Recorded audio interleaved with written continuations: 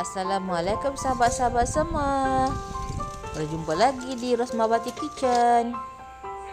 Kali ini Rosma ingin berkongsi resepi cara Rosma membuat ikan bakar siakap cicah dengan sambal kicap.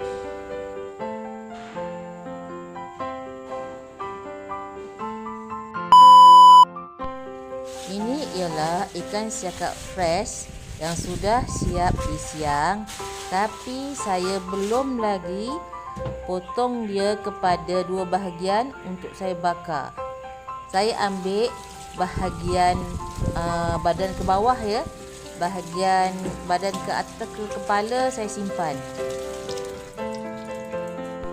Sekarang ini saya nak potong ikan siakap ni untuk dibagikan kepada dua bahagian.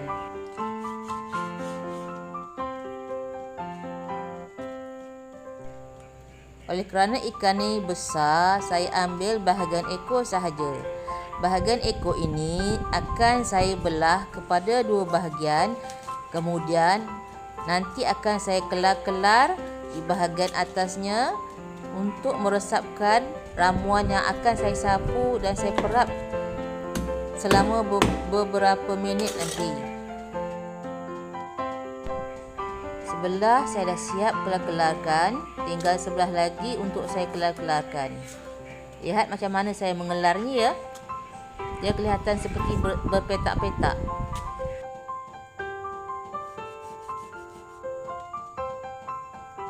Sekarang saya ketepikan dulu bahagian ekor. Saya nak proses pula bahagian kepala. Bahagian kepala ini saya akan kerat, saya potong masak asam. Saya akan buat masak asam nanti. Terlebih dahulu saya akan rendam ikan siakap ini dengan air asam jawa beberapa minit supaya untuk menghilangkan rasa bau hanyir daripada ikan ini. Kebiasaannya saya akan merampas asam jawa ini kepada seluruh isi ikan. Selepas itu baru saya perap dalam 10 minit, lebih kurang macam itulah.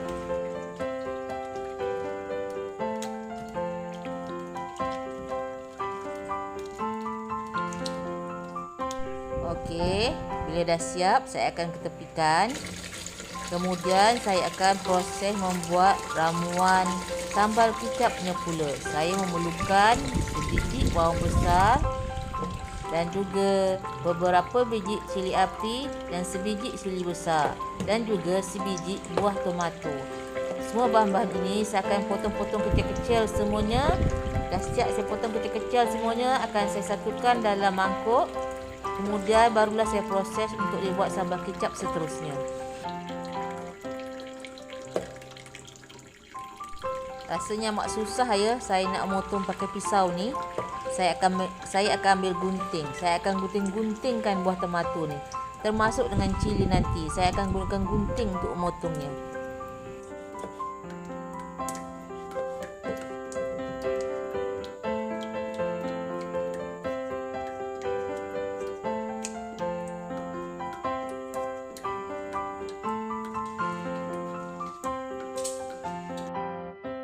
Okey, bila dah siap macam ni, saya akan asingkan. Saya akan masukkan ke dalam mangkuk dahulu.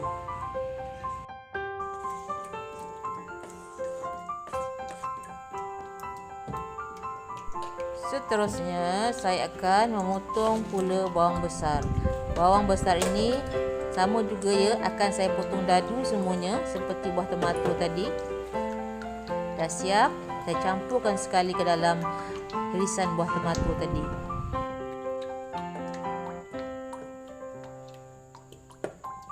Sekarang saya akan motong cili pula. Cili ini pun akan saya iris halus-halus. Nampaknya sukar saya lambat nak motong pakai pisau, jadi saya gunakan gunting. Laju sikit, dah siap. Kemudian seterusnya barulah saya tambahkan kicap ke dalamnya. Setelah semua selesai, barulah saya kacau semuanya. Senang aja.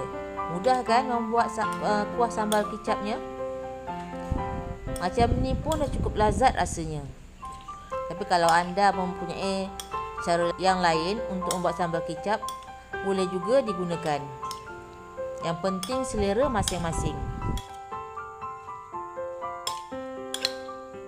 Sebelum tu, saya akan rasa dahulu. Kalau ada rasa yang kurang, mungkin saya akan tambahkan sedikit serbuk perisa Maggi. Okey, rasanya pun dah cukup sedap. Kalau anda ingin memasukkan perahan air asam limau boleh juga, tapi saya tak perlu masukkannya. Saya tak nak terlalu masam. Sekarang bahagian ikan yang saya rendam dengan air asam jawa tadi dah boleh saya basuh. Saya akan basuh semuanya sampai bersih. Kemudian saya teruskan. Barulah nanti saya akan lumurkan dengan bahan-bahan ramuan yang saya ingin perapkan kepada ikan ini. Potongan bahagian kepala ikan ini akan saya simpan dulu ke dalam peti sejuk. Sekarang bahagian ekor ikan ini saya taburkan sedikit dengan serbuk perisa Maggi ke atasnya.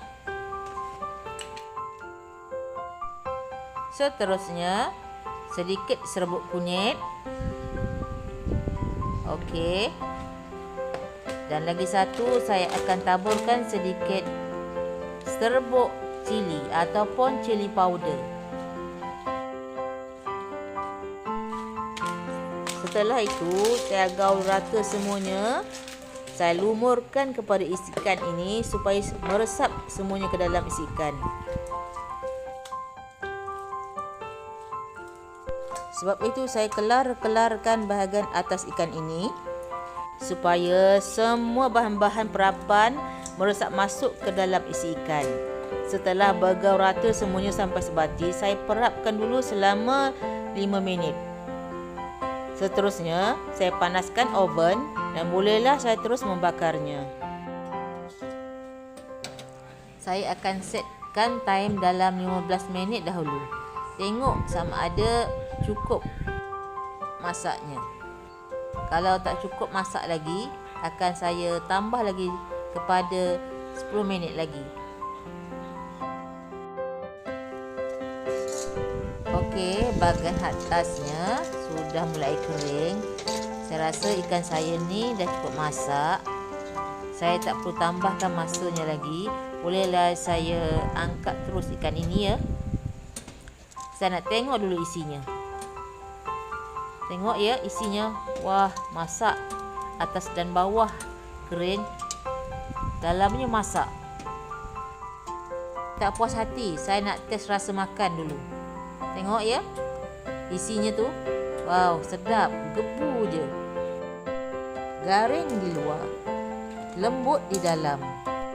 Juicy lagi. Wah, saya tak sabar rasanya nak makan dengan nasi hangat. Sekarang, saya akan mulakan dengan suapan pertama saya. Saya akan ambil dulu isikan ini. Dia masih panas lagi ya. Nasi pun panas, ikan pun masih panas. Jadi, masa saya nak mengambilnya memang rasa sukar lah. Kena tahankanlah saja panas tu. Tapi sebab tak sabar nak merasanya, tengok berasap lagi. Ambil isi ikan. Oi, berasap-rasap lagi tu. Cicah dengan sambal kicap. Campurkan ke nasi. Masukkan terus dalam mulut. Betapa enaknya ikan bakar ini dimakan panas-panas bersama nasi yang masih panas dan juga dengan sambal kicap. Makan begini pun dah rasa cukup sedap. Nanti saya nak share masak ikan bakar bersambal pula. Makan macam ni kalau tak dikontrol, habis seperiuk nasi. Belum lagi ada ulamnya dengan sambal belacannya ataupun buduk. Okey sahabat-sahabat semua, saya nak teruskan makan saya dahulu. Seandainya anda suka dengan resipi saya kali ini, bolehlah di like, di komen, di subscribe dan di share ya. Sehingga berjumpa lagi di resipi saya yang akan datang. Selamat mencoba.